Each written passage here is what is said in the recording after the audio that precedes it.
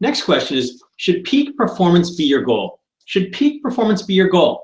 Well, peak performance is a part of our sports vocabulary. It's something that we've been taught that everybody should strive for. And certainly when I came out of graduate school, that's what I learned the athletes I work with should achieve. Who would not want to achieve peak performance? It's performing at your highest level, being your very best.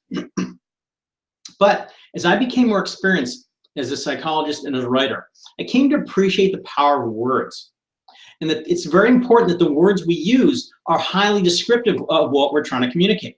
And I decided that peak performance was not highly descriptive of what I was trying to communicate and was not descriptive of what I wanted my athletes to achieve. Why? Well, let's look at this peak here, which happens to be the Matterhorn in Switzerland. A problem with peak performance is there's only one small point at the top you can be. And so you get up there and that's it. Plus, there's only one place to go once you get up there, and that's down.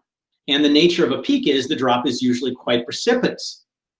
Another big problem with peaks is that you can peak a week early or a week late. You might miss time your peak, which means you're not going to perform your best at that time when you absolutely need to peak.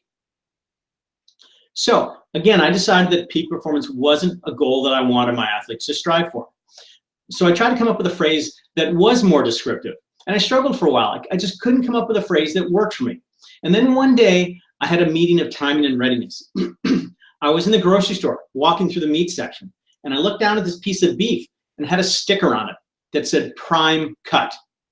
And I said, prime cut. I had one of those aha light bulb experiences.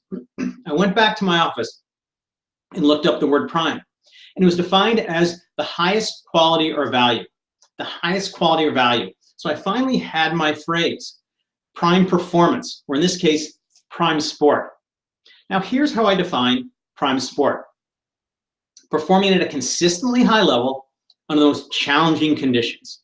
Performing at a consistently high level under the most challenging conditions. Now there are two important words in this definition that I want you to really appreciate. The first word is consistently. I'm not interested if you can go out periodically and have a really good performance. Pretty much anybody can do that. Think about what makes the great athletes in every sport great.